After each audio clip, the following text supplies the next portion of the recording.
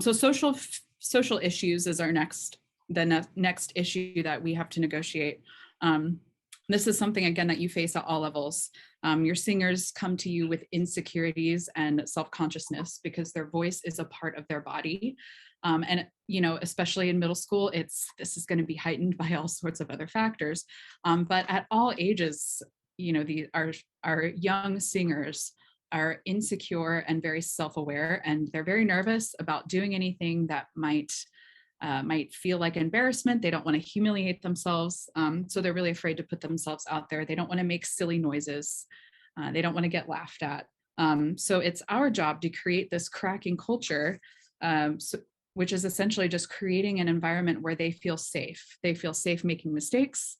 We normalize making mistakes and making these strange sounds. And therefore, they feel safe to engage in an exploration of their voices. I always tell my students, I any day would prefer a really bold mistake than a really, really soft and timid correct.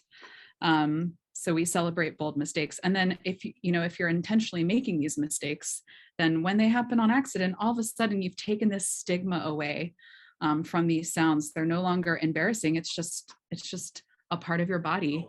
So the question is, why does your voice even crack in the first place? Your voice, when you're in chest voice, you are pulling from both sides of your vocal cords with your vocal ligaments. And what's happening is the entire cord is vibrating at a pretty high frequency when you're using chest voice. When you're using more of the head voice mix, it's actually pulling from mostly from the cricothyroid, so from one end of the cord.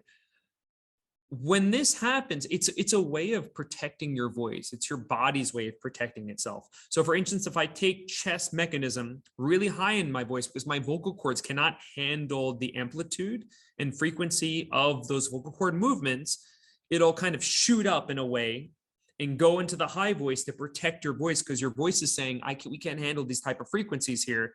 Let's shoot up to the higher mechanism. And that's where you hear the voice crack too. So we like to go, it's a fun one, like old school yodeling. Hey, so pure chest voice. Hey, hey. Next one is oh, oh. So it's, I was out of tune. Hold on. There it is. Oh, oh. And I like it, the A, E, so it goes from a more open to a closed vowel. A. Next one. Oh, oh. So O. And then the last one, of course, the classic, little o the lay. So the whole thing. A, oh, little o the lay.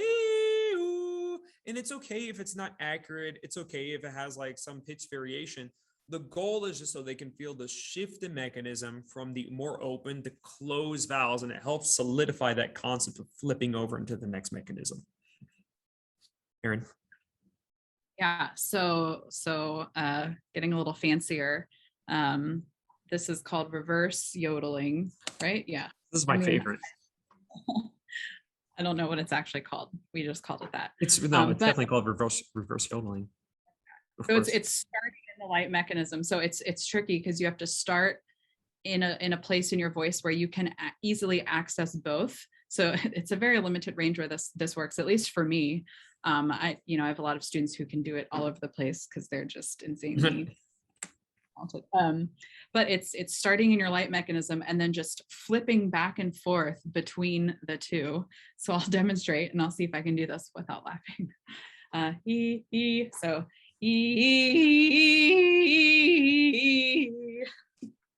amazing.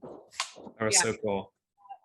So it's starting in the light and then flipping up into the chest, into the heavy, which requires a lot of focus. And then again, it just further really distinguishes between those two mechanisms. For any of your students who are really into folk music, like folk blues, there's a lot of popular music genres that incorporate this type of like flipping back and forth between the registers. So I have a lot of students who just like can do that without even thinking about it.